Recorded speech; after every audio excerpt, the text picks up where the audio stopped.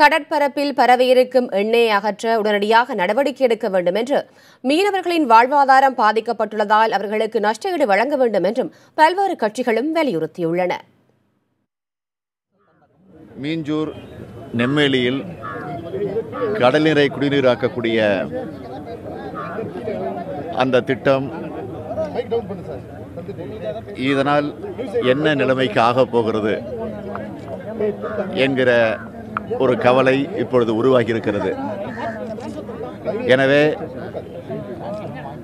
மாநில அரசு அதில் உடனடியாக கவனத்தை செலுத்தி ஒரு நிபுணர் குழுவை அமைத்து உரிய நடவடிக்கை எடுக்க வேண்டும் என்று நான் கேட்டுக்கொள்ள கடமைப்பட்டிருக்கிறேன். இப்போ மக்கள் என்ன கேட்குறாங்கன்னா, நீங்கள் டிஜிட்டல் இந்தியா பற்றி பேசிகிட்டு இருக்கீங்க.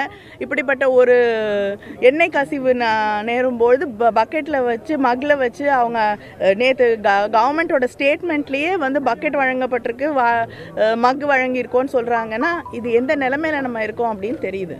ஆதி காலத்து பக்கெட்டில் வச்சுக்கிட்டு கையால் அல்றதுக்கு பாருங்க, ரொம்ப ஒரு அவுட் மோடட் மெத்தட். இது பெங்களூர்ல ஒரு மிஷன் வந்திருக்கிறதா சொல்றாங்க. அவர் நவீன புதிய தொழில்நுட்பத்தின் மூலம் உடனடியாக அந்த எண்ணெயை அகற்றுவதற்கு நடவடிக்கை எடுத்திருக்கணும். இப்பொழுதாவது துரிதமா நடவடிக்கை எடுக்கணும். சுற்றுச்சூழல் பாதிக்கப்பட்டிருக்கு. கடந்த ஒரு வாரம் 10 நாளா மீனவர்கள் மீன்பிடிக்க போகலன்னா அந்த வாழ்வாதாரம் பாதிக்கப்பட்டவருக்கு மீனவர்கள் நஷ்டஈடு கொடுக்கணும்னு அங்க வலியுறுத்துறோம். சொல்றாங்க அங்க துறைமுகத்துக்கிட்டே 2 சரக்கு கப்பல் மோதி கொண்டதுன்ட்டு. அதுக்கப்புறம் அது எதுவுமே தெரியல. அவங்க சொல்றதை நம்ம நம்ப வேண்டியது இருக்குது. அப்படின்னா இவ்வளோ மெத்தனை என்ன, இவ்வளவு அறிவியல் தொழில்நுட்பம் வளர்ந்து விட்ட காலத்தில் இன்னும் நம்ம வாளியை வச்சு எண்ணெய் அள்ளி முடிக்கிறது.